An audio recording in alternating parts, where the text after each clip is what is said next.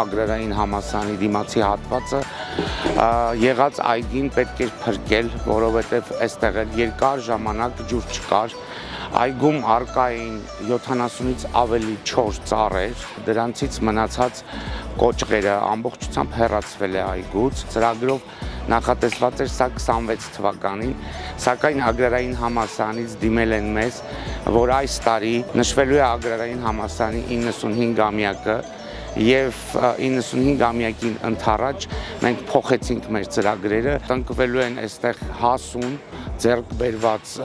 ծառատեսակներ, հիմնականը թխկիներ են, ունենք ձիակասկեր, ունենք կարմիր թխկիներ, ունենք մշտադալարներ, սոճիներ, ունենք շատ գեղեցիկ, ուրեմն վարդակակաչածառ են կոչվում, որը մենք վերջին 3 տարվա ընթացքում փորձարկեցինք Երևանում, շատ գեղեցիկ է և իրեն շատ լավ է զգում։ Առողջ ծառերը բոլորը պահպանվել են և պետք է անկեղծ լինեմ, դեռ ունենք ծառեր, որոնք հատման ենթակա են։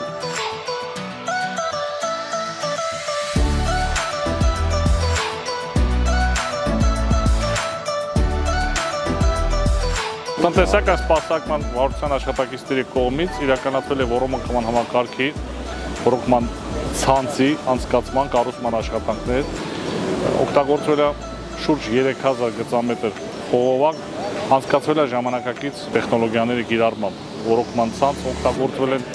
ռոտոր համակարգեր, սպրինկլեր համակարգեր, ամբողջ տարածքը մոտ 2 հեկտար բոլոր մակերեսը փակվում է և հույս ունենք արդեն, որ ավելի քան 30 տարի ոռոգման համակարգ չունեցած այգին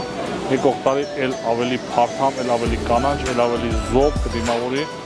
տեղի այցելուներին։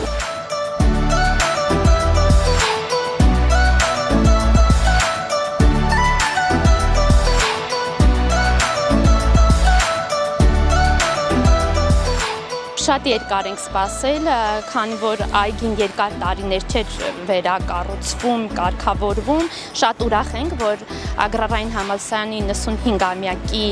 այս արարողություններին արդեն կունենանք բարեկարգ այգի։ Մեր ամբիոնի աշխատակիցները, մեծամասամբ մեր դոցենտները ընդգրկված են նաև կանաչապատման հողակում որպես փորձագետներ, որ մենք վստահում ենք մեր թիմին։ Մեր համար շատ կարևոր է, որ այսօր այս աշխատանքները իրականացնողները արդեն մեր նախկին ուսանողներն են, գրեթե բոլորը, այնպես որ ամեն ինչ իրականացվում է բարձր մակարդակով։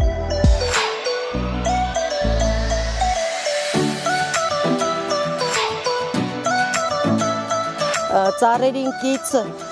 տնկում ենք